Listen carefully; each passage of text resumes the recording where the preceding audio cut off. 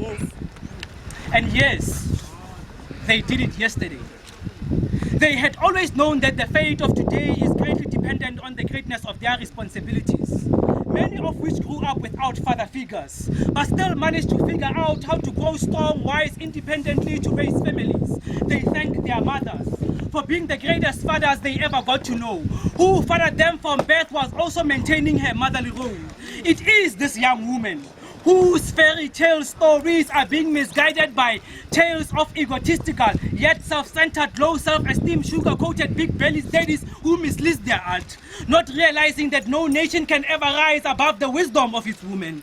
It is in women that the gods entrusted the fate of the world and implanted its roots deeply into the comforts of her bellies to harvest it through the cushions of her breast and feed life to races of undying nations. But yet, we still violate her private space and label her with names that don't deserve to occupy space into the language of men. When men are fighting wars of financial stabilities, they are fighting to strengthen the foundation of a house that she makes a home, to maintain the art of respect, the stability of morals, the culture that will continue to carry on its name, even when the odds are against them.